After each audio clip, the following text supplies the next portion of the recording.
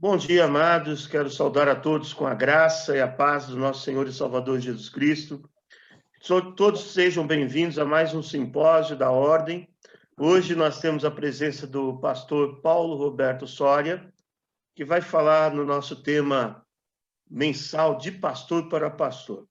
A ideia desse encontro de pastor para pastor é termos o contato com o pastor com uma experiência ministerial que vai compartilhar da sua vida, da sua experiência e assim nos enriquecer.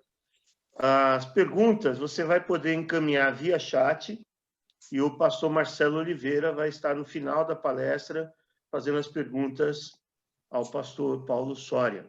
Então vamos orar, vamos agradecer ao nosso Deus. Eu quero convidar o pastor Edinaldo Batista Rocha que nos eleve a Deus em oração, pedindo pela vida e agradecendo a Deus pela vida do pastor Paulo Roberto Soria.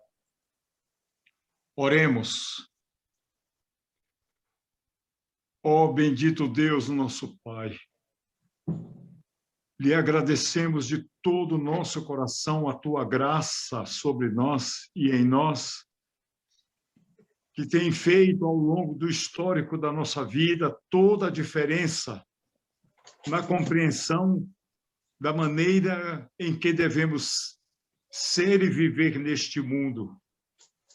Lhe agradecemos, ó Deus, a bênção de podermos interagir como aqueles que creem nas mesmas verdades da tua palavra. Lhe agradecemos este encontro de refrigério, de comunhão, encontro de alimentação, encontro de compartilhamento. Ó Deus, usa este encontro e tudo que nele há de acontecer para a edificação da nossa vida e, sobretudo, para louvor da tua glória. Nós colocamos em tuas mãos a vida do pastor Soria, que vai nos ministrar nesta manhã. Ó Deus, que o teu Espírito conduza a mente e o coração do teu servo, e que a nossa mente e o nosso coração estejam abertos para receber o que tu tens para nós neste encontro. Guarda-nos do mal, guarda-nos do pecado e sustenta-nos, pois dependemos de ti, pois assim oramos em nome do Senhor Jesus Cristo. Amém, amém. Sim. Muito bem, pastor Paulo. Mais uma vez, seja bem-vindo. O senhor dispensa apresentações, por si só. Eu quero apresentá-lo com uma simples frase, mas de profundidade. Um servo de Deus. Então, nós vamos ouvir agora um servo de Deus que vai falar aos nossos corações. Pastor Paulo. Bom dia, pastor Sérgio, queridos colegas de ministério, de luta ministerial, irmãos em Cristo. É um privilégio para mim e agradeço muito a deferência de pastor Sérgio de convidar-me para compartilhar algumas coisas com os irmãos. Uma primeira coisa que quero dizer é que o fato de alguém ter uma certa idade, chamado de idoso ou chamado de velho, ou seja lá a qualificação que se dê, idade de tempo, idade de ter, no momento do nascimento, a contagem do seu tempo, como também tempo de serviço. Costuma-se dizer que tempo de serviço dá status, dá prioridades. Eu creio que, pelo simples fato de estar completando dentro de pouco mais de um mês, estarei completando 51 anos de consagrado ao ministério pastoral, não me dá direito nenhum, absolutamente nenhum, nem do alto dos meus 76 anos de idade, de transmitir alguma coisa de mim mesmo. Eu creio que todos nós temos experiências e o que nos marca principalmente como experientes são as experiências que temos vivido com Cristo Jesus. Experiências que nos ajudam a entender toda a nossa luta diária, todas as nossas condições de vida, eu creio que a nossa vida depende exclusivamente do Senhor nosso Deus, e a nossa vida de experiência é como servos de Cristo. 51 anos de ministério pastoral não me permitem ser o conselheiro dos meus colegas. Creio que não precisa nem mesmo ter passado por um concílio, ter sido ordenado, mas pelo simples fato de ser crente em Jesus Cristo, temos o dever de ajudar, de orientar, de mostrar aquilo que o Senhor tem nos permitido ter, fazer, ser. Então, não estou aqui com nenhuma pretensão de mostrar, através do meu tempo de vida, o tempo de ministério, algo para enriquecer a vida dos irmãos, mas apenas dizer que, neste tempo todo, se tivesse que começar, começaria de novo da mesma forma, com a mesma intensidade, procurando não cometer os mesmos erros, evidentemente, mas vivendo da mesma maneira e me dedicando e aceitando este desafio, que é o desafio de ser pastor. E eu louvo a Deus por isso, louvo a Deus porque Ele me deu a chamada, como também a cada um dos irmãos, chamada para ser seu servo, exercendo o ministério no local e da forma que ele tem desejado. Fui ordenado, tive a imposição de mãos de um presbitério, de um concílio, como preferimos dizer, e este presbitério, então, assim como cada um dos irmãos, me colocou como pastor, como presbítero, como bispo. Esta é a compreensão que tenho, segundo o Novo Testamento, para o exercício única e exclusivamente do ministério pastoral.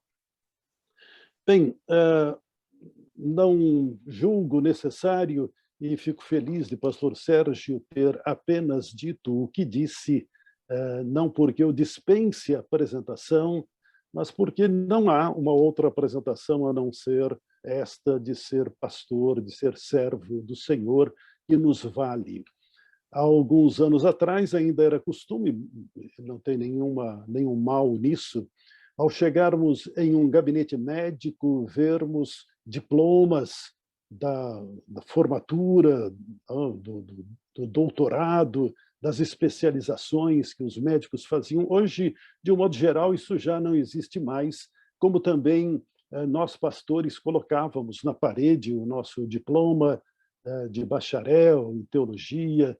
No entanto, não é o nosso currículo. Mesmo que tenhamos um currículo muito rico, e temos visto até que alguns apresentam currículos inconsistentes e que trazem um mal-estar muito grande, como aconteceu há pouco tempo até nos ministérios apresentados para serem ministros da nossa nação. Evidentemente, não desprezo o currículo, em absoluto, mas o meu currículo é a minha chamada. E quero compartilhar isso com o irmão nesse sentido. O seu currículo mais importante, mais extraordinário, é o currículo de ser o que o irmão é, pastor. Eu não diria que tenho orgulho de ser pastor, mas eu me orgulho em virtude da chamada ministerial. Durante muito tempo, eu ouvia, e ainda vez por outra, ouço que eu gosto de colocar diante do meu nome pastor. Mas eu tenho uma concepção que talvez você nem concorde. A minha concepção a respeito do ministério pastoral e de ser pastor é que eu sou pastor de uma igreja. Então, normalmente, eu complemento que sou pastor Paulo Roberto Soria, da Igreja Evangélica Batista no Alto da Moca, porque é esta igreja, principalmente, que reconhece o meu ministério.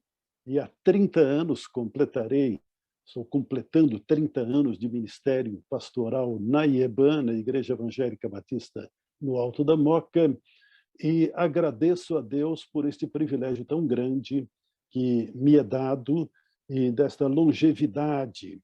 Interessante que, há 30 anos atrás, quando eu estava para assumir o ministério pastoral, dois colegas me disseram, um líder da denominação, Soria, não aceite este pastorado.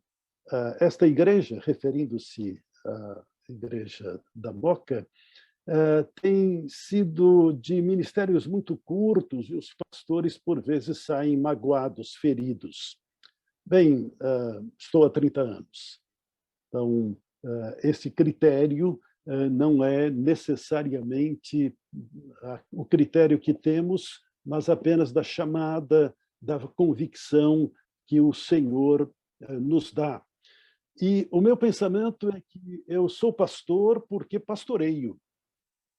Este é o grande privilégio e sou reconhecido por esta igreja e, evidentemente, pelo colegiado todo, quando consagrado um dos participantes do meu ministério, do meu concílio de ordenação, pastor Irlande Pereira de Azevedo, que foi meu professor, era meu professor na ocasião no Seminário Teológico Batista do Sul do Brasil, então, com quem tenho tido experiências muito marcantes e louvo a Deus pela vida dele. E tantos outros que participaram do meu concílio, o meu reitor, Davi Malta Nascimento, e professores meus, como David Rio, que era um especialista em Novo Testamento, pastor Roque Monteiro de Andrade, que foi o patrono, inclusive, da minha turma de formatura, juntamente com outros queridos colegas.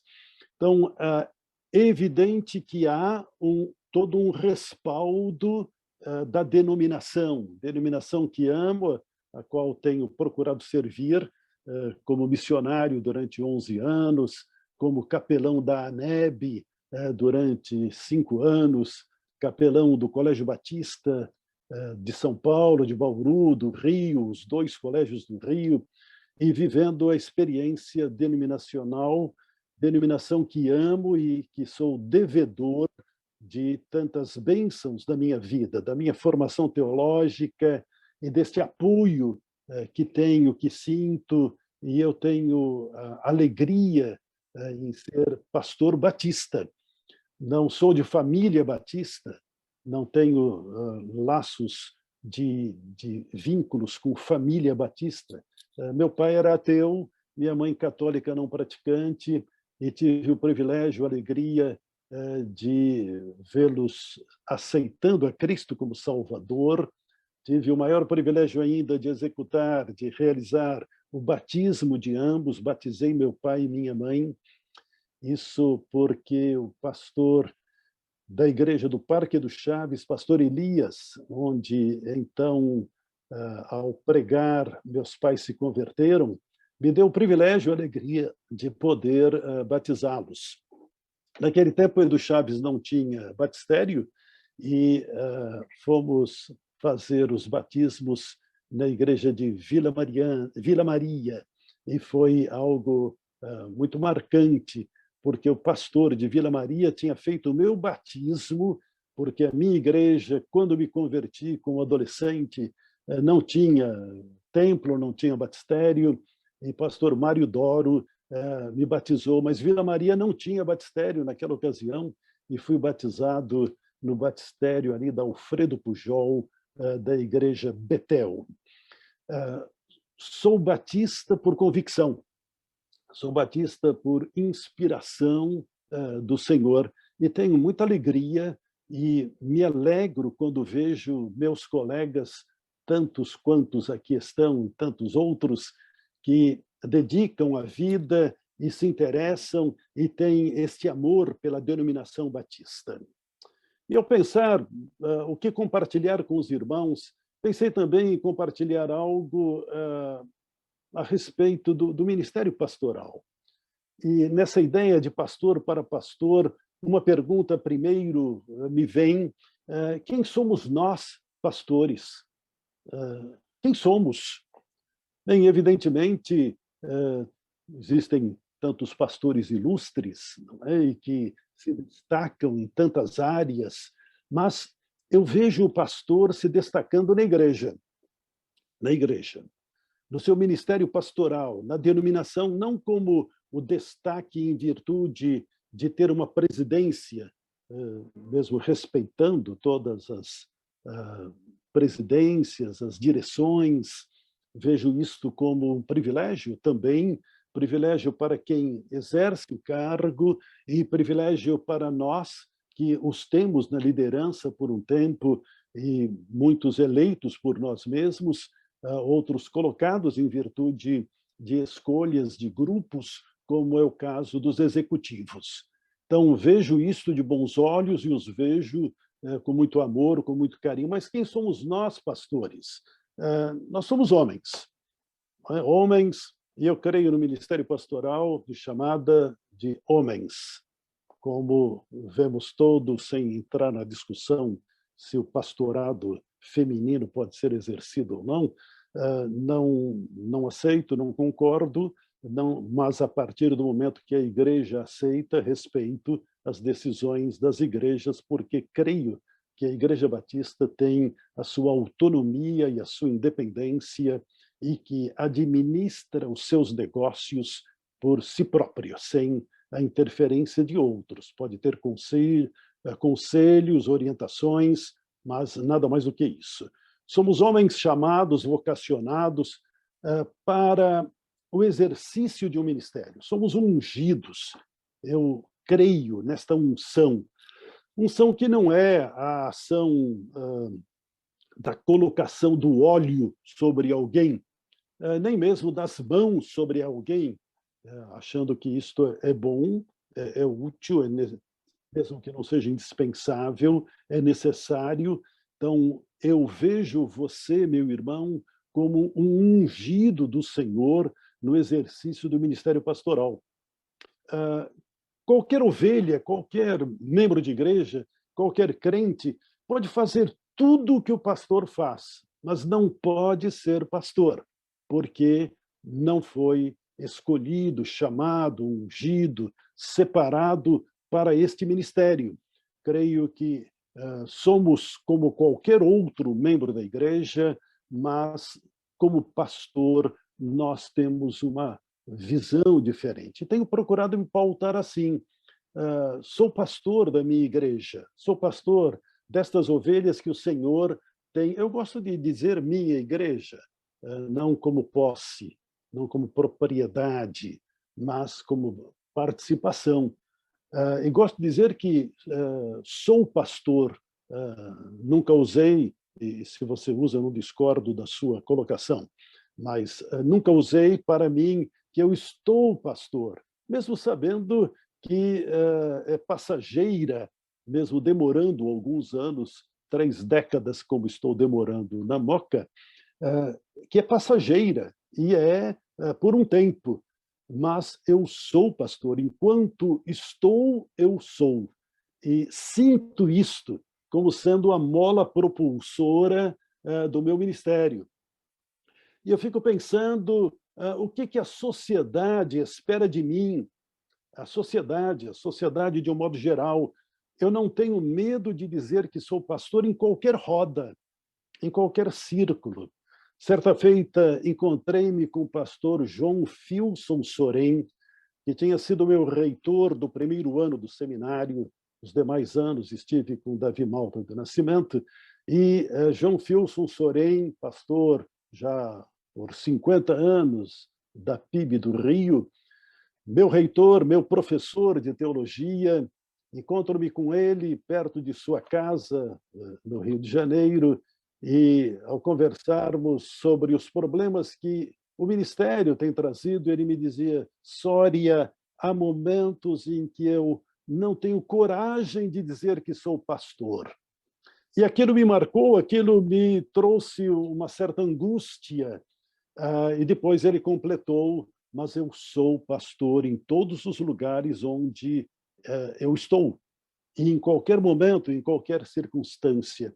Isso tem sido mais ou menos o meu lema, mesmo que eu tenha dificuldade de dizer, em virtude de hostilidade ou de não aceitação, de que sou pastor, pastor evangélico. Hoje, evangélico tem uma certa conotação meio complicada. Eu creio que a sociedade precisa saber que eu sou pastor. Eu não tenho outra aspiração da sociedade, mas a única que tenho é essa de ser pastor, pastor de uma igreja inserida na sociedade. O que a sociedade espera de nós? Que sejamos bons cidadãos e que, como bons cidadãos, sejamos cumpridores dos nossos deveres cívicos. Isto para nós, pastores, como para todos os cidadãos que têm, então, no Brasil, na nossa região, na nossa cidade, esta responsabilidade de ser cumpridor dos deveres cívicos. E isto como brasileiro, como pessoa que tem a responsabilidade desta forma. E assim também, como cumpridor dos deveres, eu preciso respeitar os direitos cívicos. Como indivíduo, como pastor de uma coletividade, de um grupo, preciso respeitar os direitos cívicos dos que estão ao meu redor. Eu creio que isto é o que a sociedade espera de mim. A sociedade não espera que eu a converta, nem deseja. No entanto, eu tenho esta aspiração, esse desejo de pregar o evangelho para que outros se convertam. Mas a sociedade não tem esta expectativa. Ela quer me ver como um cidadão exemplar, como cada cidadão, de um modo geral, que eu seja respeitador do próximo e que eu não me imponha nem mesmo como pastor. E eu não me imponho, mas sou. E faço questão de dizer que sou pastor. E faço questão, inclusive, que as crianças me chamem de pastor. Quando as crianças chegam, e eu amo muito as crianças, e sou amado por elas, tenho provas disso marcante ao longo do meu ministério, e constantemente recebo aí as crianças com mensagens pelo WhatsApp, pelos grupos, da saudade, do carinho de estar no meu gabinete, vem para tirar foto, vem para pegar uma bala, vem para conversar comigo, para me dar um beijo e sai correndo, mas eu corrijo a criança quando vem e diz tio, e eu digo imediatamente, na presença dos pais, dos grupos, olha, eu sou o pastor, eu não sou o tio. Isto porque eu quero que a criança veja o pastor como pastor e não como tio. Então, é a minha maneira de ver, de ser e de realizar. Então, o que a sociedade espera de mim como pastor é isto. E o que a igreja espera do pastor, de um modo geral? A igreja vai esperar do pastor aquilo que a igreja aprendeu. Eu creio sempre assim. E se a igreja aprendeu errado, me compete orientar a igreja, ensinar a igreja, para que a igreja espere de mim, como pastor, as minhas ações pastorais.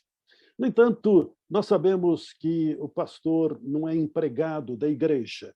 Até a nossa legislação não permite que sejamos registrados em carteira de trabalho como empregado da igreja, porque não o somos e não temos esse direito, porque nós temos um ministério espiritual. E a legislação, mesmo com algumas nuances e com algumas interpretações que, a meu ver, não são corretas, não permite que assim seja. Somos chamados de religiosos. Então, a sociedade espera que eu tenha um comportamento de cidadão. E a igreja precisa esperar que eu tenha um comportamento de pastor. Mas se ela não foi educada, ensinada, doutrinada para ver o pastor na sua responsabilidade, na sua missão, com as suas características, então ela começa a ter alguns interesses diferentes.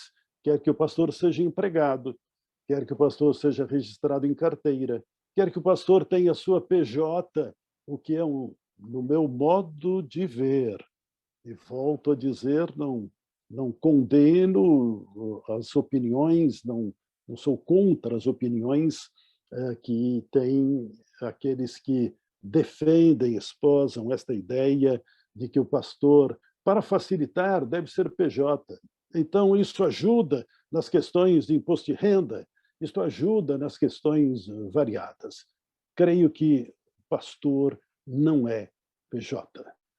Ele precisa, assim como dizíamos logo no início, o pastor Tércio levantou esta questão de suma importância, pagar o seu INSS dentro da sua categoria legal, e precisa ter este compromisso para poder vir a ter, quando, no momento oportuno, a sua aposentadoria. E mesmo que seja pequena, mesmo que tenhamos tantas reclamações a respeito do nosso sistema de aposentadoria, esta é a realidade. E essas reformas últimas podem até ter imediatamente prejudicado aqueles que se aposentam agora, mas também sempre foi assim, uma defasagem entre o salário mínimo, o pastor Tércio disse dos 11% do salário mínimo, que é cento e tantos reais, aqueles que recebem aposentadoria não recebem mais o salário mínimo, há um salário de referência que é bem menor, isto em virtude até das dificuldades do governo. Outro assunto para conversa, para discussão. Pastor não é empregado, pastor não é prestador de serviço, pastor é pastor. Pastor dentro dos princípios do Novo Testamento. Agora, o que a igreja espera? Ela espera uma série de coisas. Algumas que são impossíveis, algumas que são encontradas em um pastor, mas não em todos os pastores.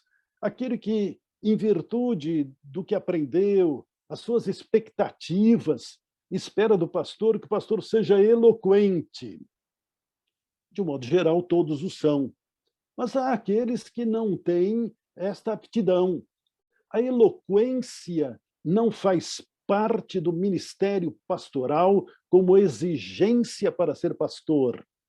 É uma característica e que tem sido muito boa para a pregação do evangelho, mas a igreja não pode ser acostumada a pensar na eloquência do pastor.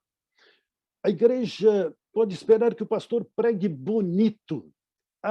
Como é bonito ouvir o pastor. Ele conta histórias maravilhosas, tem ilustrações que nos fazem bem, e ficamos pensando a semana inteira na história, na ilustração que o pastor contou. Bem, pode ser bom, pode ser agradável, mas nem todo pastor sabe contar história. Eu não sei. E não conto anedota no meu púlpito. Não conto nem mesmo muitas ilustrações, porque a minha preocupação é a pregação do evangelho. Mas a igreja espera, sim, e muitos da igreja se empolgam, se maravilham quando o pastor eloquente faz uma série de ilustrações pertinentes ou não ao texto, se agradam disso. A igreja espera que o pastor tenha uma boa aparência. Isto é muito relativo. Até há o ditado que diz: quem ama o feio, bonito lhe parece. O fato simplesmente da aparência como exigência que a igreja tem para o seu pastor não pode ser levado em conta, porque, na realidade, biblicamente, isso não tem nenhuma validade. Pregar bonito, ter boa aparência, não faz um pastor. Mas quantos foram escolhidos com estas características? A igreja espera que o pastor esteja presente em todas as reuniões, reuniões de crianças, de senhoras, em enterros, em aniversários, em casamentos, em festas as mais variadas, que o pastor esteja presente, que o pastor seja onipresente, mas o pastor não é onipresente. O pastor não precisa estar presente em todos os encontros da igreja. De um modo geral, nós fazemos assim.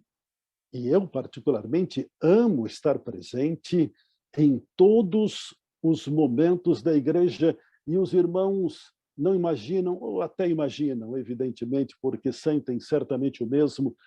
A minha igreja, a Igreja Evangélica Batista no Alto da Moca, na Rua do Oratório 2930, decidiu ficar com o templo fechado. E eu não estive em nenhuma atividade da igreja a não ser através dos modos virtuais. Em todos os possíveis, através dos meios da internet. Mas, ao longo dos anos, eu estive em todos os encontros possíveis porque gosto. Mas eu digo à igreja que, numa sucessão pastoral, esta característica não pode ser exigida do pastor que virá a ser pastor da igreja no momento oportuno, porque não é possível. Durante muitos anos, durante muito tempo, eu estive presente na igreja de domingo a domingo. O primeiro a chegar, o último a sair. E gosto disso. Mas digo à igreja que isto não é por eu ser pastor, mas por eu amar a igreja. Por eu desejar. Por isso me fazer bem. Faz mais bem a mim do que a igreja. Estar presente. Mas a igreja quer, muitas das vezes, se não bem orientada, que o pastor esteja presente em todas as ocasiões, que o pastor visite, e prestem atenção, na minha visão de ministério pastoral, ao longo destes anos, vendo as mudanças, a igreja quer que o pastor visite só quando for convidado, só quando for marcado dia e hora, que visite, sim, no hospital, que visite, sim, as pessoas idosas, nas suas necessidades, mas não visitas nos lares, como fazíamos. Quantas vezes, no meu primeiro ministério, eu ia a pé, eu morava no Colégio Batista, onde eu exercia a direção do internato e, durante muito tempo, a administração. Fausto, que está aí na tela também, que foi meu colega de turma, lembra-se bem, e eu fui ordenado, eu fui para a Igreja da Liberdade no meu primeiro ano do seminário, já fui dirigir a igreja no segundo semestre. E no segundo ano, em maio, eu fui ordenado, consagrado no começo do segundo ano. E eu saía do Colégio Batista, onde eu tinha as minhas atividades ali, e ia a pé até o Largo da Segunda-feira, onde era a minha igreja, na Rua Delgado de Carvalho, e ia a pé, e ao ir ou ao voltar, passando perto da casa de alguém, eu ia lá, tocava a campainha, e conversava, e orava, e ia embora, e certamente muitos dos irmãos fizeram isso mais no passado do que no presente, fazem isso em determinadas cidades, em grandes cidades como Rio de Janeiro, São Paulo, isso já possivelmente não tem mais esse costume. Mas a igreja espera que o pastor visite os outros, principalmente os idosos, que não deixe de ir ao hospital, mas já não há mais este interesse nas visitas. A igreja espera que a família do pastor seja integrada, que a esposa seja pianista, seja regente de coral, seja responsável de ministérios, seja líder das mulheres, e muitas vezes este se torna um incômodo. A esposa do pastor tem o ministério dela. A esposa do pastor não é pastora da igreja. Algumas igrejas até carinhosamente chamam as esposas de pastoras, e isso de uma forma carinhosa, mas não é algo que devamos ter como hábito nosso. E a família do pastor deve estar integrada como qualquer outra família. A igreja quer um pastor. A igreja não chama uma família. Evidentemente, chama um pastor, pode ser solteiro, até sem família, mas o pastor e sua família para viver a igreja.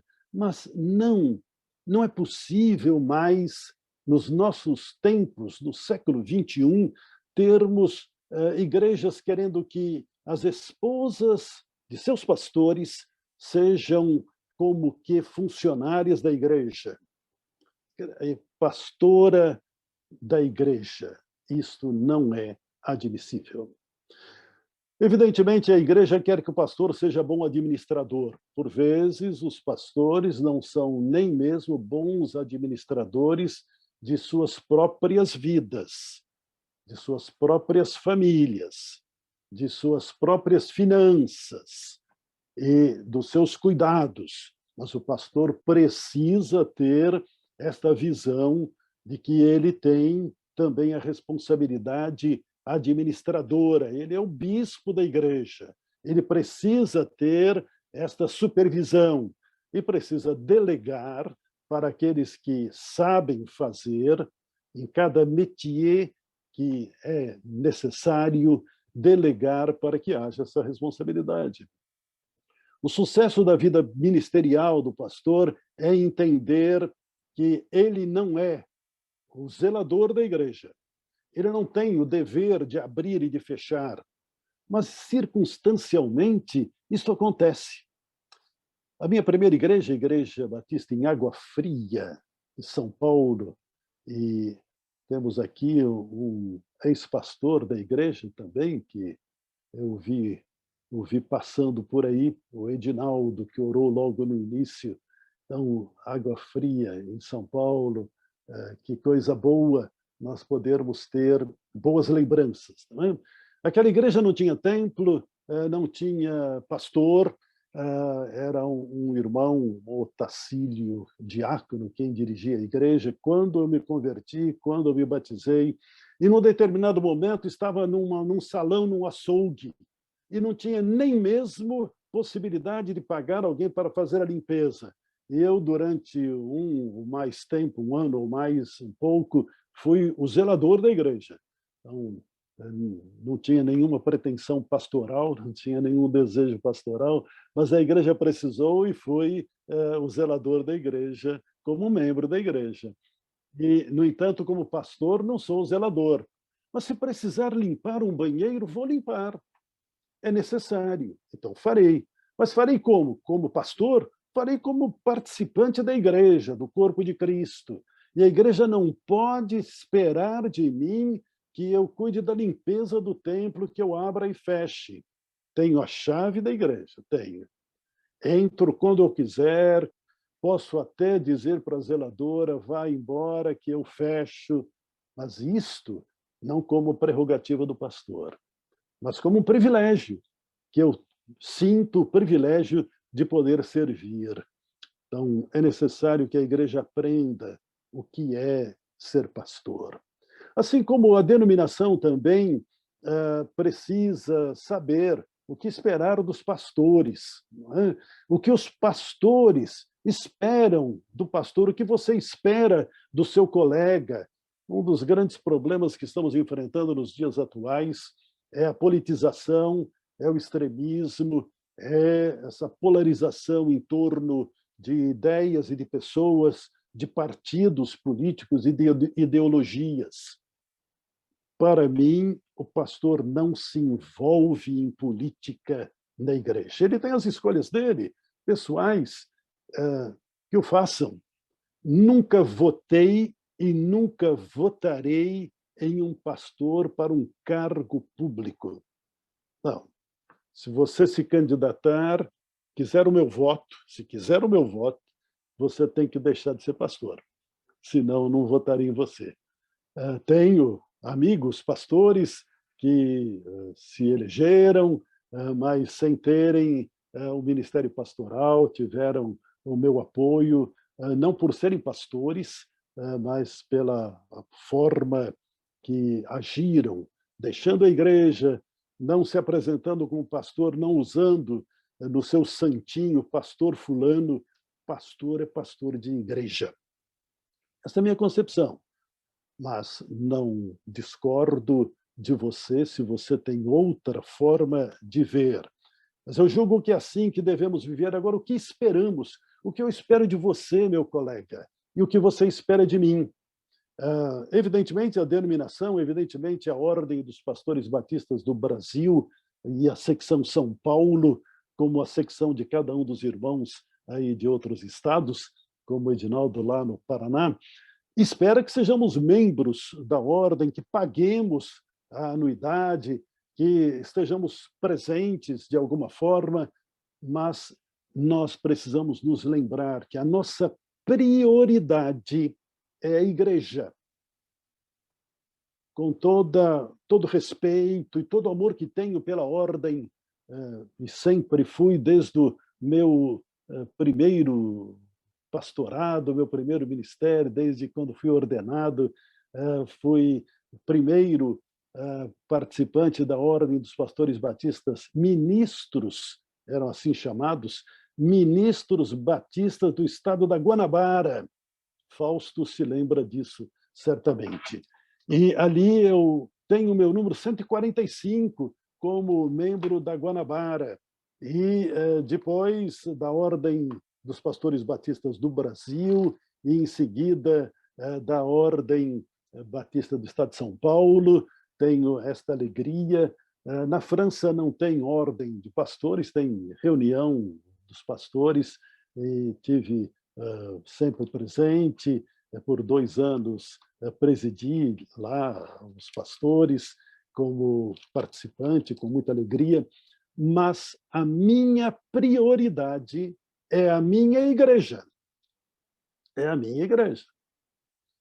Não exijam de mim, denominação não pode exigir de mim, mesmo quando exerci funções na denominação, que eu deixe a igreja de lado. Para mim, o pastor é pastor da igreja. E esta necessidade de que cada pastor entenda o outro como pastor de uma igreja.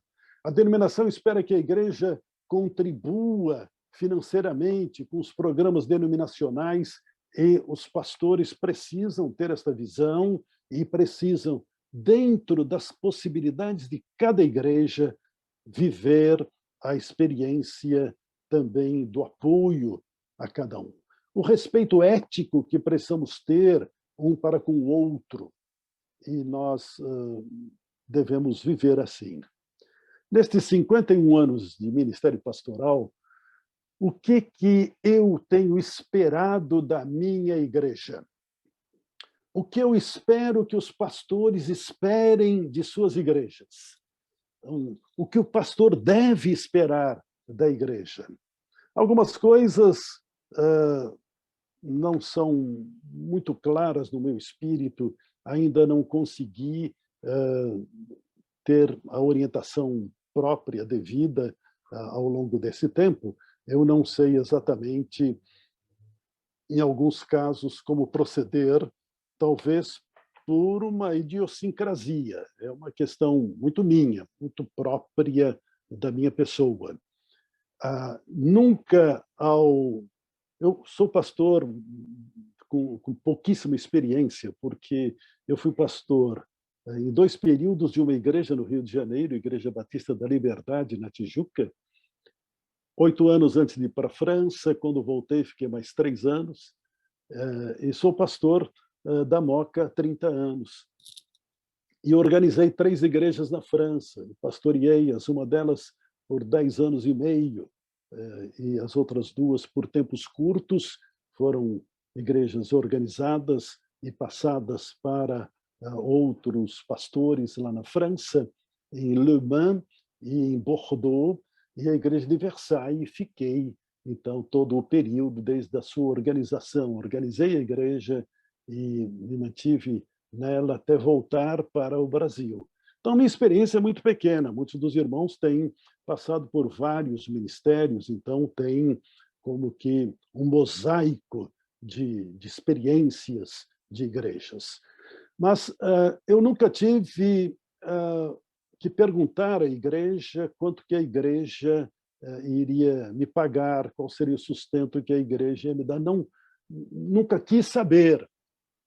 Volto a dizer, isso é uma questão de pessoal, a minha concepção. A minha preocupação nunca foi querer saber se a igreja ia me dar um bom salário e que condições. Não.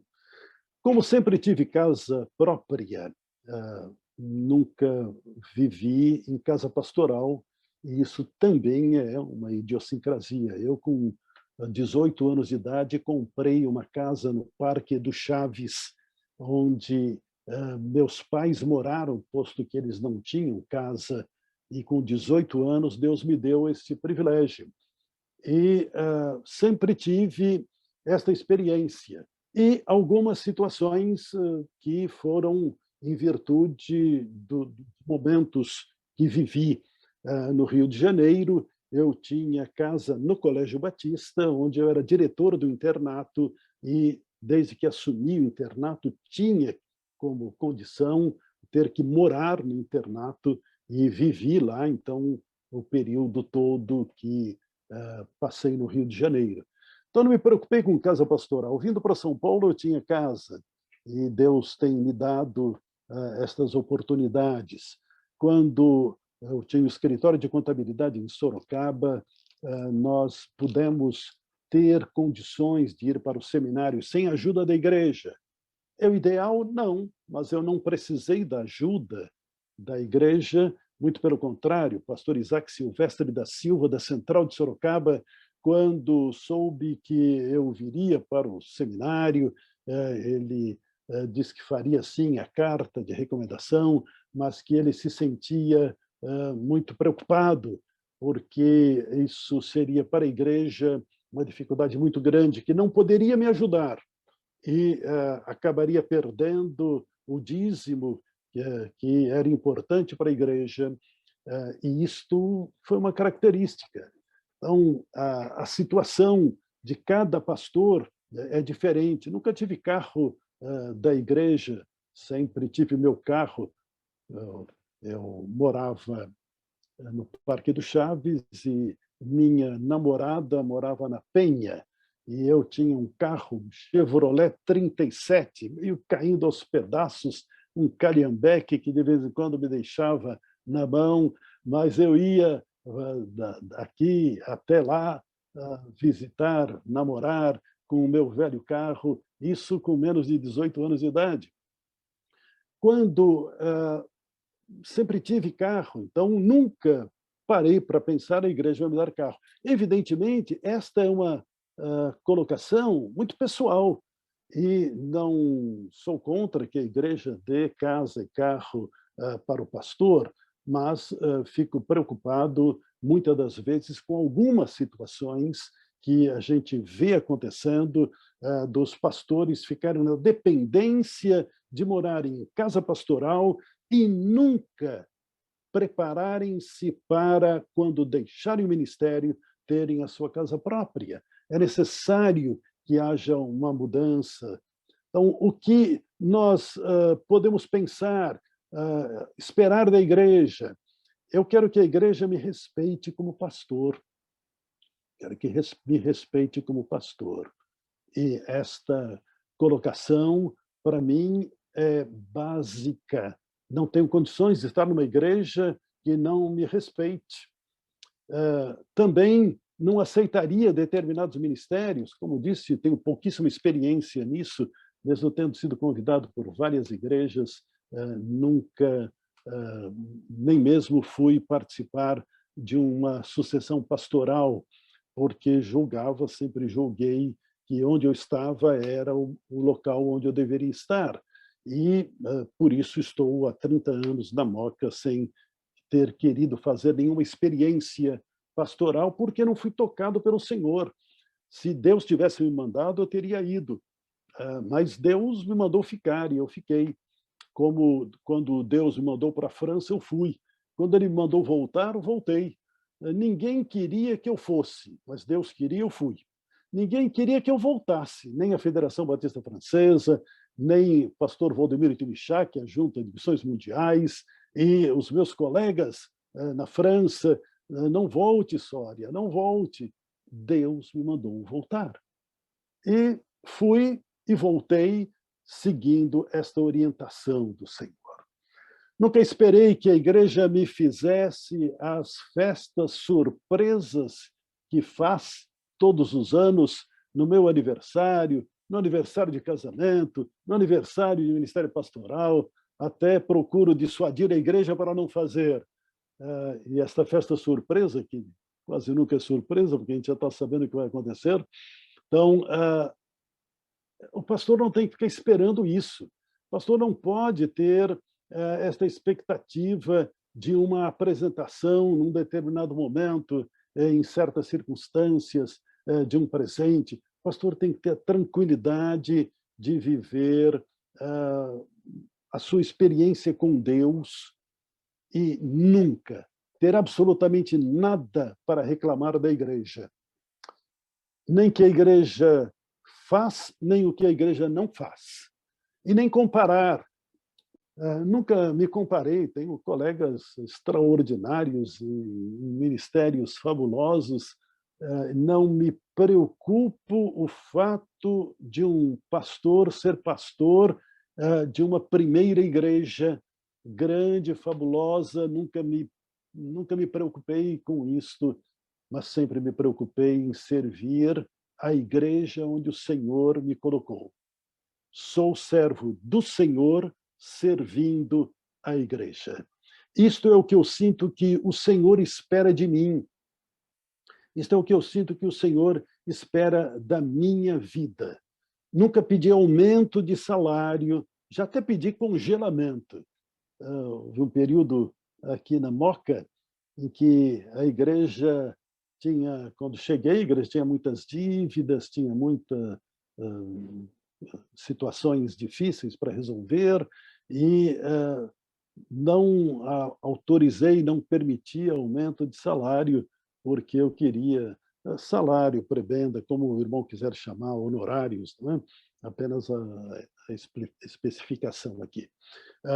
Porque era necessário, e nunca solicitei absolutamente nada, e assim tenho vivido. E Deus tem sido tão maravilhoso, tão extraordinário, tão bondoso, tão misericordioso, que me tem permitido ser pastor. E isso, para mim, isso me basta. Isso, para mim, tem sido de alegria profunda. E como disse logo no início, se eu tivesse que recomeçar, faria da mesma forma, da mesma maneira, com a mesma intensidade, com o mesmo carinho, o mesmo amor, a mesma dedicação. Talvez procurasse evitar alguns erros, no entanto, até com os mesmos erros, porque eu sei que errei no passado, errarei no futuro, erro no presente, isso faz parte da nossa vida humana. Mas em cada momento do erro que é colocado, que é visto, que é percebido, tomo as providências necessárias, não tenho nenhuma dificuldade em pedir perdão para seja lá quem for. E perdão, muitas das vezes, com circunstâncias que nada tem a ver. Já há alguns anos atrás, uma irmã estava muito magoada comigo e eu não sabia qual a razão. Então, fui à procura dela e perguntei o que estava acontecendo, que ela tinha mudado comigo. E ela me disse assim: pastor, o senhor me deu uma tarefa. E quando me deu essa tarefa, disse que estava me dando essa tarefa porque eu era cobra. E isso me magoou profundamente. eu não sou venenosa.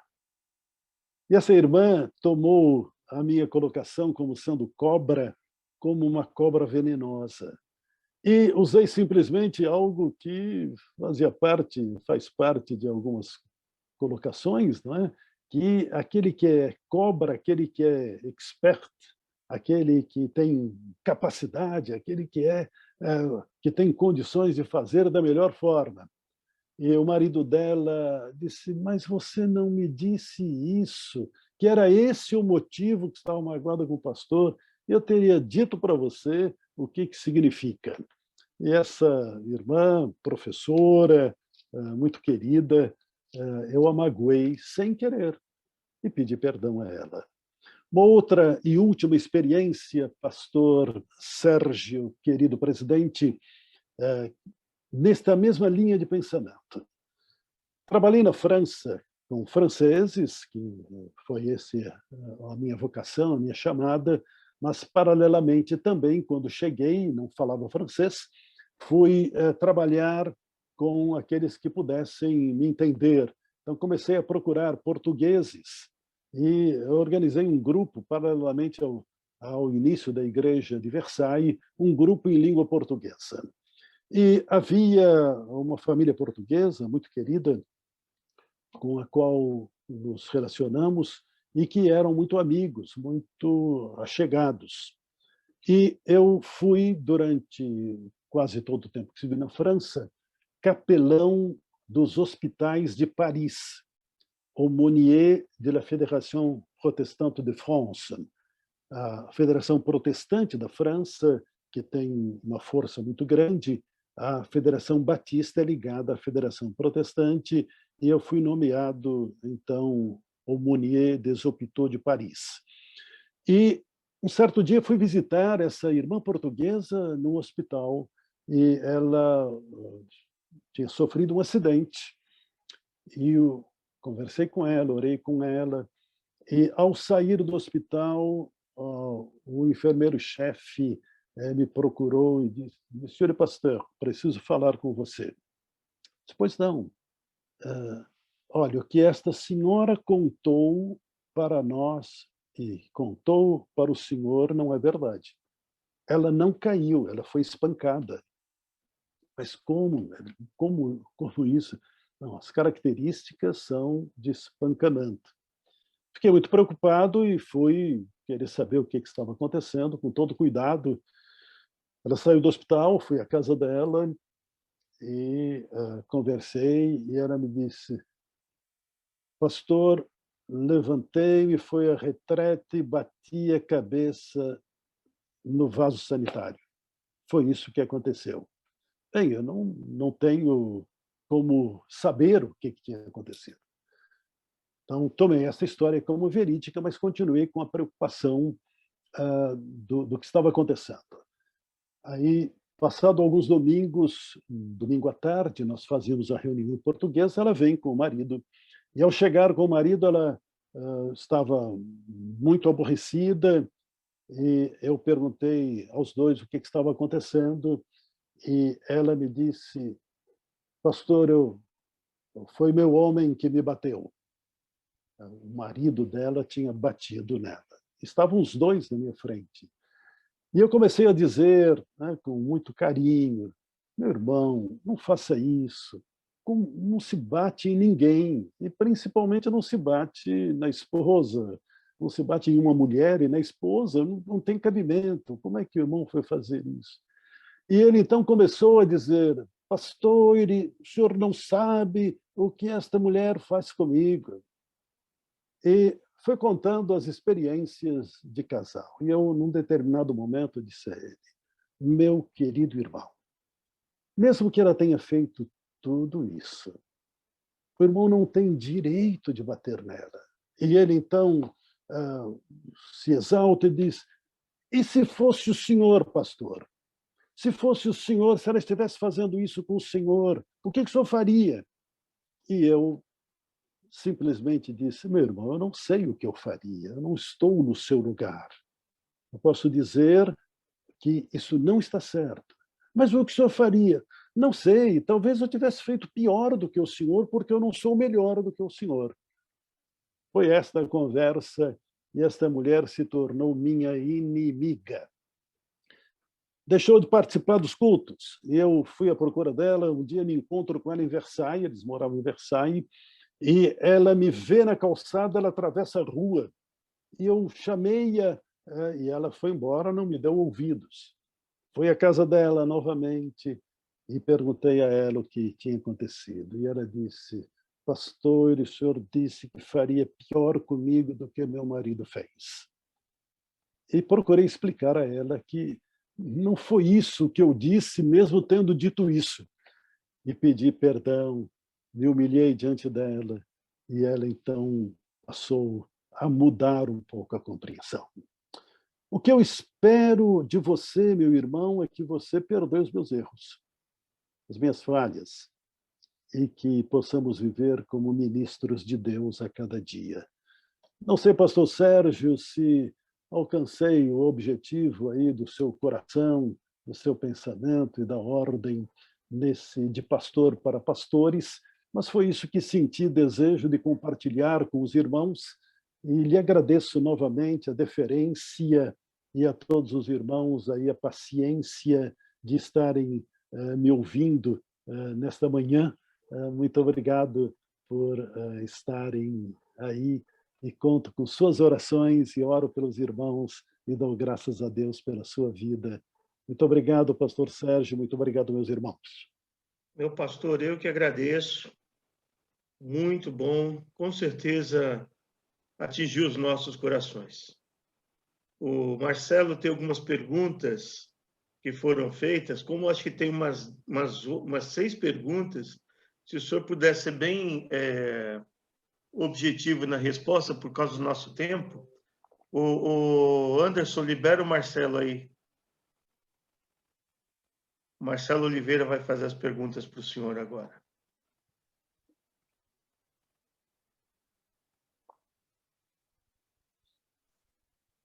Ok. Agora sim. Agora sim. Liberou o vídeo, liberou o áudio. Ok. No chat tem 3 perguntas. Uma eu não sei se é pergunta, que não tem um ponto de interrogação, mas vamos lá. A primeira pergunta do Cleverson. O que mudou no Ministério Pastoral de 50 anos para cá? Hoje é mais fácil ou mais difícil pastorear? Eu creio que do Ministério Pastoral não mudou nada. E nem é mais difícil, nem mais fácil. É uma missão. E essa missão é dada pelo Espírito Santo.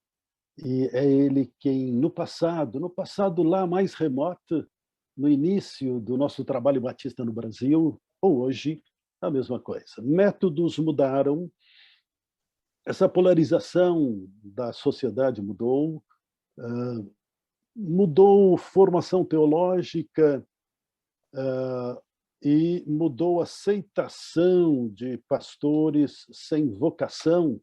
É possível, mas para os pastores vocacionados, nada mudou. É igual. Metodologias diferentes, processos diferentes, mas o ministério pastoral, a necessidade da salvação do homem e do pastoreio, do pastor se dedicar às ovelhas, continua do mesmo jeito. Ok. A segunda pergunta, Hélio de Biars pergunta o seguinte: o senhor entende que o princípio da cooperação voluntária das igrejas é o mesmo princípio do início da sua carreira ministerial? Eu creio que sim, no entanto, há uma diferença. Ao longo dos anos, tem havido os grupos para-eclesiásticos que fazem um trabalho magnífico, extraordinário, e que têm como única fonte de renda as igrejas evangélicas, de um modo geral, e as igrejas batistas entram aí. surgiram, por várias razões, não sem entrar no mérito, surgiram ministérios de pastores batistas que anteriormente tinham suas igrejas, criaram ministérios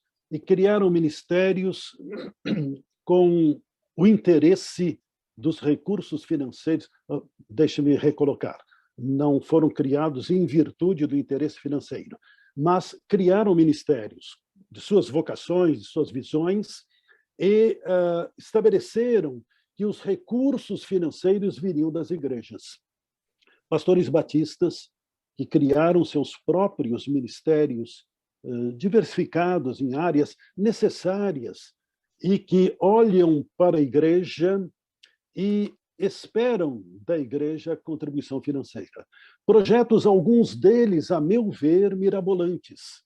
Projetos que são de personalidades, de pessoas, e fico muitas das vezes muito preocupado porque estes projetos vão exaurindo os pequenos recursos das igrejas e desviam os recursos para estas atividades, porque é um único fundo e nós precisamos tomar cuidado com isso. Então, esta situação, sim, julgo, pastor Di Biase, que tenha havido circunstâncias aí de alteração na cooperação denominacional.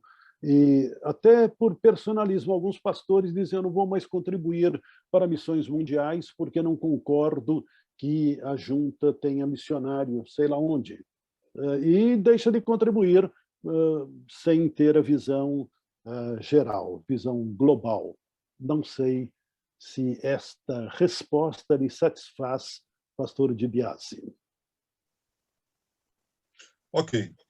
Leonel pergunta, pergunta não, ele faz um pedido. Por favor, inspire-nos, entre aspas, com as suas experiências de transições ministeriais, quando Deus mandou ir, quando Deus mandou voltar. Olha, na realidade, é tudo muito simples, com toda a complexidade que se envolve. As convicções pessoais de um indivíduo, de um pastor, precisam ser entendidas, compreendidas, analisadas e respeitadas. Eu, por vezes, me sinto com certas dificuldades, até mesmo, por exemplo, com questões de seminaristas que querem, de membros da igreja que querem fazer o seminário, e eu não vejo características ministeriais, pastorais. E tenho dificuldade em investir para isto. No entanto, fico com a dificuldade de saber se ele está sendo vocacionado ou se ele está apenas tendo o desejo de ser pastor. E, normalmente, quem vai dessa forma se preparar não consegue terminar a sua preparação, ou, quando prepara, vai se tornar um mau pastor. E temos tido muitos casos assim. Então, levando isso em consideração, nós temos chamadas. Quando fui chamado, foi de uma maneira muito interessante. O pastor José dos Reis Pereira, um dia voltando da Aliança Batista Mundial e de um encontro que ocorreu na Europa com a Federação Batista Europeia, o pastor Reis me ligou. Eu estava no Rio de Janeiro, pastoreando a Igreja Batista da Liberdade e sendo diretor administrativo do Colégio Batista do Rio e diretor do internato. Ele me liga dizendo: Soria, eu estive na França com o presidente André Taubois. E André Taubois me dizia que a experiência batista brasileira missionária tem sido para ele algo muito inspirador. E ele está pedindo que nós enviemos um missionário para a França. pastor Reis, que bom, que Deus abençoe, que este missionário surja. Meus irmãos, eu nunca tive pretensão francesa. Eu não gostava da França, eu não gostava da língua francesa, ao ponto de, quando adolescente, ter deixado de fazer o colegial normal para fazer o comercial, onde não havia francês. No currículo era exigência do francês, do latim e do francês, e peguei ainda esse tempo, e não quis fazer porque não conseguia, o francês não me entrava, não me agradava. Então, a primeira palavra do pastor Reis só me trouxe uma informação. Passado algum tempo, o pastor Reis volta a ligar para mim, dizendo: Sória, você é o homem. E eu me assustei, comecei a orar, e perguntei para Deus: Senhor, por que eu e por que França? E este sentimento foi crescendo no meu coração, reuni a família, meus filhos eram pequenos, minha esposa, e oramos a respeito, e isto foi sendo trabalhado no nosso coração. Passado algum tempo, procurei o pastor Alcides Teles de Almeida, que era o então secretário da Junta de Missões Mundiais, que era chamada, na ocasião, Junta de Missões Estrangeiras. Pastor Alcides Teles, eu perguntei a ele: pastor, o que um pastor deve fazer para se candidatar para a obra missionária? E ele começou a me dar as informações do que a junta exigia. Terminada a sua explicação, ele me perguntou: Sória, quem é que deseja ser missionário? E eu disse para ele: eu. E ele disse: não é possível, eu. E você quer ser missionário onde? Na França. Esta convicção foi absoluta. A junta tentou me convencer que eu deveria ir para o Canadá, porque o Canadá estava sendo aberto e a França não tinha ainda, a junta não tinha essa pretensão, e eu disse: não tenho outra vocação a não ser França. Então, esta convicção foi para mim marcante. E algumas coisas, rapidamente, só para dizer: todo mundo me dizia: você não vai conseguir o visto. Em menos de 3 meses eu tinha o visto na mão. Você não terá aprovação da junta no plenário. A junta foi unânime. E tudo correu de uma forma tranquila, com os prazos abaixo daquilo que era necessário, e mesmo alguns, um colega meu muito querido me disse: Sória, não faça isso, não vá para a Europa, fique no Brasil. O Brasil precisa mais de você do que a Europa, você só vai se desgastar, não faça isso. Um ilustre colega me dando este conselho, foi inclusive meu professor do seminário, mas Deus me mandou. No momento quando voltamos para concluir aí a resposta, da mesma forma, a Federação Batista Francesa me propunha, eu estava já há 10 anos na Igreja de Versailles, que organizei e que se tornou uma das maiores igrejas, pela graça de Deus, uma das maiores igrejas da França, modelo para, ao ponto de a Federação Francesa dizer para quem queria ser missionário na França que teria que fazer um estágio na Igreja de Versailles para entender como se faz missões. E desde o início, quando cheguei na França, o primeiro encontro com a Federação Francesa, a liderança, eles me perguntaram o que eu pretendia fazer, como é que eu pretendia trabalhar, e eu disse a eles: pretendo fazer o que os irmãos quiserem. O que Deus colocar no coração dos irmãos, colocará no meu coração, e farei da forma que os irmãos acharem melhor. Isso me emociona lembrar desta experiência. No entanto, no tempo de voltar, não queria que eu voltasse, mas Deus estava dizendo: volte. Sem nenhum convite no Brasil, sem nenhuma estrutura, quando eu declarei que ia voltar, A igreja que eu tinha sido pastor, a Igreja da Liberdade, na Tijuca, tinha ficado sem pastor, porque quando eu fui para a França, eu procurei o pastor João Falcão Sobrinho para ser o interino. Fui com o irmão Rui Monteiro de Andrade, que era filho do pastor Roque Monteiro de Andrade, meu sobrinho.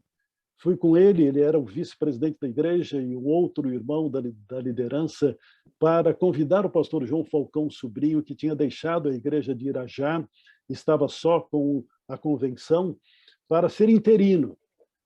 Falcão ficou 10 anos como interino. Quando eu voltei, 11 anos depois, a igreja estava sem pastor e a igreja me convidou. E o Colégio Batista sem capelão, e o Colégio Batista me convidou depois de eu ter iniciado o processo de retorno. Deus à frente. Muito bom, muito boas, excelentes experiências transitórias ministeriais.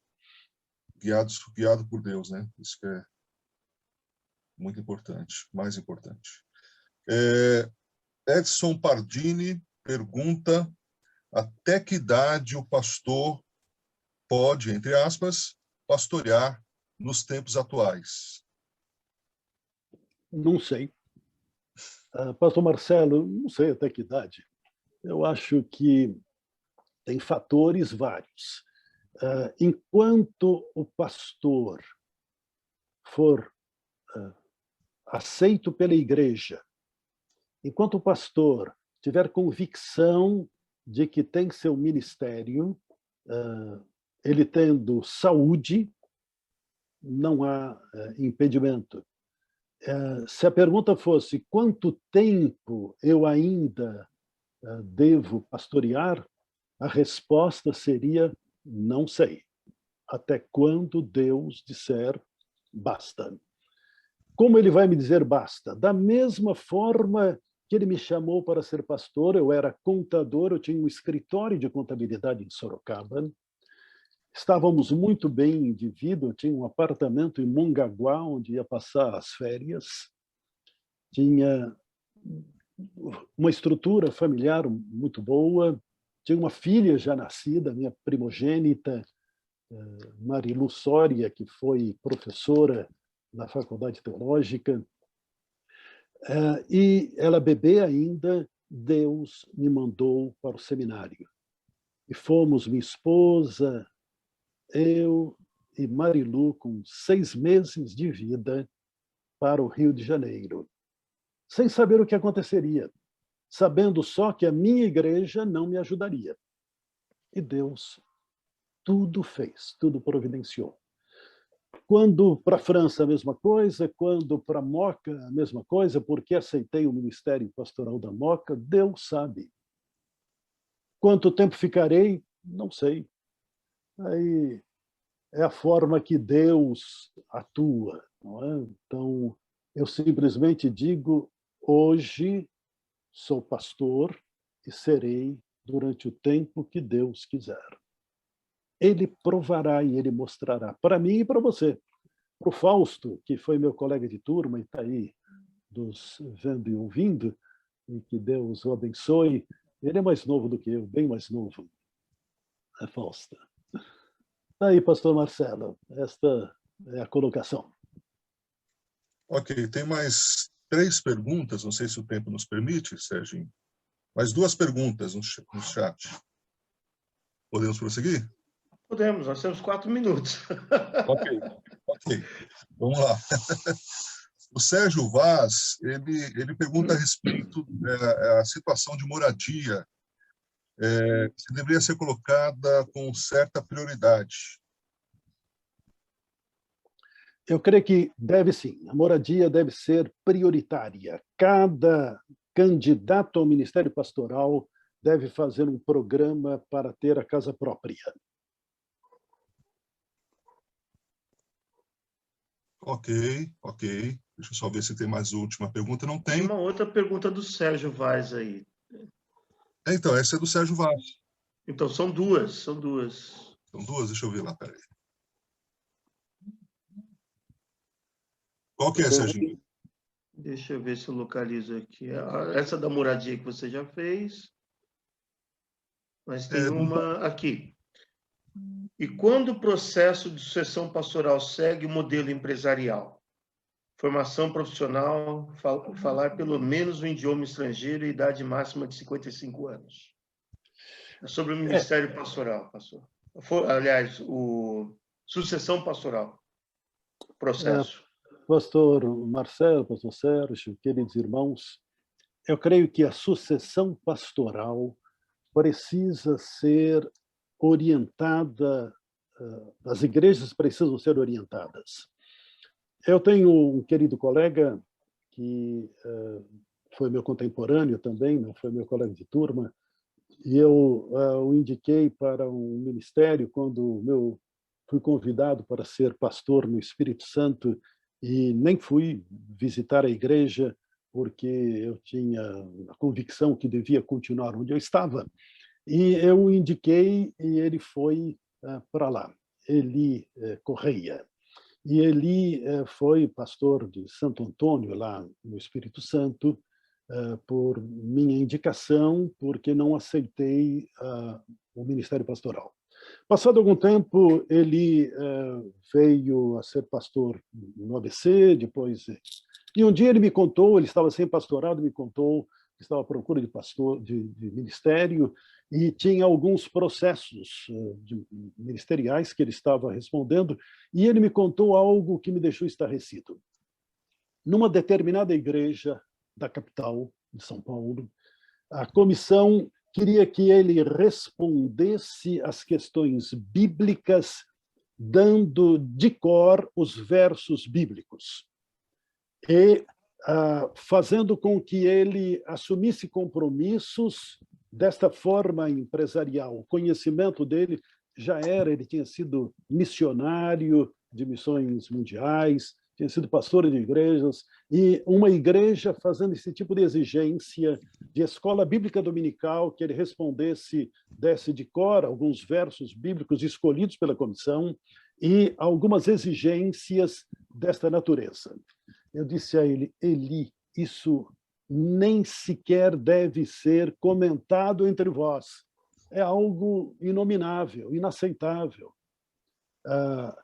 Participei de pouquíssimos convites para ministério pastoral, indiquei alguns colegas para alguns em que fui convidado e não aceitei, em São José dos Campos, aqui na capital, em outros estados, no litoral, em Goiás, em Mato Grosso, convites. Uma das igrejas me convidou dizendo assim, queremos o seu currículo, coloque todo o seu currículo, todos os seus dados, onde nasceu, etc., etc. A minha resposta para aquela igreja foi, talvez ainda em virtude da juventude, a minha resposta foi simplesmente a seguinte, os irmãos querem me conhecer, então, se você tem outros meios para me conhecer, não irei visitá-los, não responderei ao questionário, porque se os irmãos querem me conhecer, vão me conhecer como pastor. Não aceito sequer refletir a esse respeito. Fui convidado para uma igreja na Bélgica, quando eu era missionário ainda na França. E eles davam todas as características de empresa. Então, eu teria tantas horas de trabalho por dia, mas há poucos dias eu estive pregando numa igreja em que a igreja estava em sucessão pastoral e tinha um pastor interino, e o pastor interino dizendo que a igreja deixou de exigir, exigia que o pastor desse tempo no gabinete pastoral todos os dias, de tal hora a tal hora. Isso é inadmissível.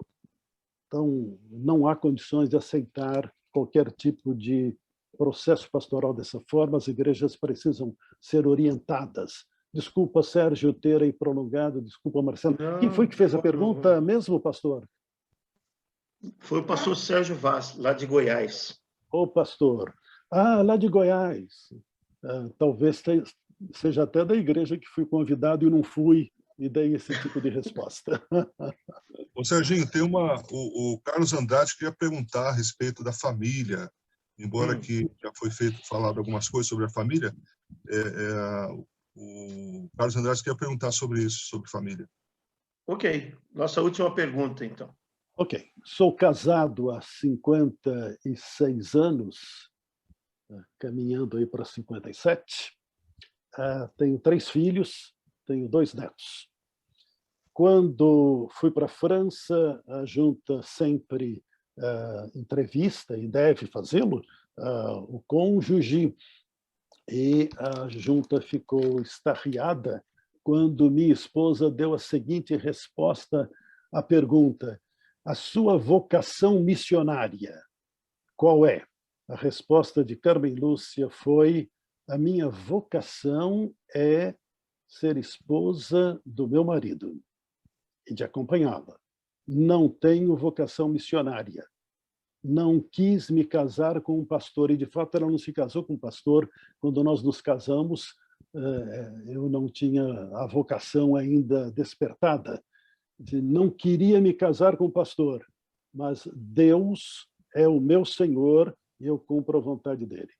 Então, nas igrejas, minha esposa nunca se candidatou, nunca se colocou como líder de absolutamente nada, mesmo tendo sido regente de coral, organista, líder de crianças, líder de ministério com novos crentes, pela necessidade. E na visão dela, a partir do momento que surge alguém da igreja, ela passa a responsabilidade para o membro da igreja, porque nós estamos de passagem, por um período que só Deus sabe quanto. Mas o membro da igreja, a igreja continua. Então, família pastoral não é família pastoral da igreja, é pastoral do pastor e não da igreja. Minha esposa não é pastora, não tem vocação, e eu creio que nenhuma esposa deva ter esta vocação para esse tipo de ação. A colocação, por vezes, de que o pastor é o que a mulher é. Não, o pastor é o que Deus quer. A mulher é o que Deus quer. E se completam. Família pastoral não é empregada da igreja. Era essa a pergunta, estava dentro desse... Respondeu, Marcelo? Sim, plenamente. Sim. Muito bem. Pastor Paulo, nós temos aqui várias palavras de agradecimento. O tempo não nos permitirá ler todas, mas são palavras declarando, agradecendo pela sua palestra, que foi extremamente motivadora, que despertou, porque aqui nós temos pastores que estão iniciando e pastores que já com tempo de caminhada, né? E o senhor conseguiu abençoar a todos. Eu louvo a Deus pela sua vida, agradeço por ter aceito o convite de estar aqui conosco, né? É uma bênção. Nós vamos fazer a nossa foto oficial. Hoje o Juraci pediu licença, porque ele tinha que acompanhar a sogra dele, tá? Então, por um bom motivo, pela família. Então, ele foi receber o dinheiro da sogra. A gente sempre brinca com isso. Mas agradecer, meu querido pastor. O senhor é um dos pastores que tem me abençoado muito, tem sido um dos meus pastores. E o senhor sabe, quando eu tenho algumas dificuldades, onde eu corro, né? Um dos ouvidos que eu corro para me abençoar, o senhor. Muito obrigado por o senhor estar sempre à disposição, por nos abençoar. E eu vou pedir para um pastor jovem, adolescente, iniciante de carreira, ele vai estar orando pelo senhor agora, um tal de Osvalnir, né? Um menino novo. Ainda está crescendo o cabelo nele, para você ter uma ideia. Vou pedir ao pastor Osvalnir, pastor aqui na região Noroeste. Sérgio, pede para abrir as câmeras, fazendo favor. Ah, sim, já ia solicitar. Obrigado, Renato. Ô, Sérgio, já tirou as fotos? Não, ainda não. Calma aí, meu tá. filho. Eu ia fechar a câmera. Não fecha ainda não. Então, meus amados, abram suas câmeras para nós tirarmos a foto e, na sequência, o pastor Osvalnir vai orar. Anderson, você pode tirar foto aí, meu querido? O anfitrião precisa abrir as câmeras. Sérgio. Isso. O anfitrião Pastor precisa abrir. Oswaldir foi adolescente, mas há 60 anos atrás, né? Ô, Renato, é só você abrir, tá autorizado. Já está autorizado já, as Renato. câmeras. E Serginho, Oi, filho. o Oswaldir, se é o mesmo, ele já foi adolescente, há 60 anos atrás. Tudo bem? Dúvida aí? Um abraço, pastor Oswaldir. Deus te abençoe. Você Lá, também, no Cleverson. 3, Vamos hein? São duas tirar páginas foto aí. aí, fiquem com um sorriso congelado. 35 anos de ministério. Foi a primeira. Agora, peraí, deixa eu ir para a segunda. É bonito, Anderson? Aí é foto, filho, não é milagre, não. Depende do que você acha que é bonito. Isso não é possível. Aí, como diz o pessoal, tem que pedir para Nossa agora. Senhora do Photoshop. Já foi. Milagre. Obrigado. Muito bem, meus amados. Pastor Ross. Sérgio, tudo é possível para aquele que crê, né, Sérgio? Amém. Olha a frase do preletor, olha a frase do preletor. Quem ama o feio, bonito lhe parece. Pastor Ross. Opa, obrigado, pastor Genivaldo, pelo incentivo. Vamos orar. Vamos orar. Querido Pai, toda a honra e toda a glória sempre será dada ao Senhor, na certeza do seu grande amor, na certeza da salvação em Cristo Jesus. Amém. Senhor Deus e Pai, queremos te agradecer porque respondemos ao seu chamado para servir as igrejas, servir as pessoas, e glorifico o teu nome por todos que têm respondido o chamado e têm compromisso com a tua igreja em pastorear, em apacentar o rebanho que o Senhor tem dado. Glórias sejam dadas ao Senhor pela vida do pastor Soria, que pôde compartilhar conosco as suas experiências, a sua vida ministerial, a sua vida familiar.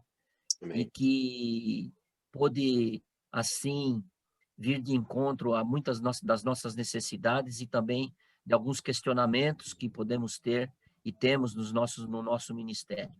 Te agradecemos, Senhor, por este momento e que tenho a certeza que todos nós fomos abençoados e usaremos estas experiências nos nossos ministérios.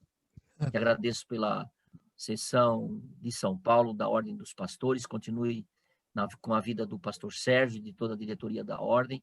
Te agradecemos por este momento tão importante na nossa vida, que é esse encontro, Senhor Deus e Pai, que temos às quartas-feiras, recebendo homens de Deus para ministrar a todos nós, mulheres, pessoas que auxiliam com as suas palestras no nosso ministério. Muito obrigado, Senhor. Continue a nos dar um dia na certeza das bênçãos do Senhor nas nossas vidas. Amém. Eu oro no nome de Jesus. Amém. Amém. Amém. Amém. Quero agradecer, pastor Sérgio, toda a sua gentileza e de cada irmão, e rever aí os irmãos. Que Deus abençoe, que Deus cuide de cada um. Você é homem valoroso. Não se esqueça que o Senhor tem um plano para a sua vida em todos os momentos. Que Deus o abençoe. Amém. Amém. Eu pedi para o senhor dar uma palavra final, o senhor fechou maravilhosamente. Meus queridos, quem for para a sala de oração, nos vemos daqui a pouco, né, ao meio-dia, né, e obrigado pela sua presença aqui. Como eu sempre digo, o simpósio não teria sentido se você não participasse. Tá? Então, obrigado pela sua participação, pela sua cooperação. E o nosso presidente da CBB está aqui. Eu não sei se ele quer fazer uso da palavra e dar uma palavra aos pastores em nome da convenção. Tá? Pastor Fausto. Agradecer ao colega, pastor Paulo Roberto Soria, colega no mínimo 2 vezes, né? Porque nós fomos colegas da mesma turma, entramos juntos em fevereiro de 69, saímos juntos em novembro de 72, ficamos juntos ali, e havia um grupo de 4 ou 5, eu, Soria, e mais 2, nós ficávamos lá atrás, era assim, a última bancada das nossas salas, né? Era do fundão. professores chamavam aqueles 4 os ausentes presentes, porque a gente ficava lá atrás, mas na hora dos trabalhos, dos exames, a gente estava ali, firme e forte. Mas somos colegas esses anos todos, né? E Deus nos abençoou nesta manhã, com o testemunho do colega Sório, com a sua vivência ministerial tão longa, tão profunda, e isso nos ajuda muito. Então, Sória, muito obrigado. Valeu mesmo a sua participação e ser um instrumento de Deus para nos edificar a todos. Muito bom. Amém. Obrigado, meu presidente. Eu quero destacar aqui a presença do pastor Edinaldo, lá do Paraná, da subsecção do Paraná, Sérgio Vaz. Só de ser Sérgio já é dispensa palavras. Sérgio Vaz de Goiânia. Eu não sei se temos pastores de outro estado aqui. Sérgio, cuidado com o Sérgio, hein? Tem Sérgio Cabral também.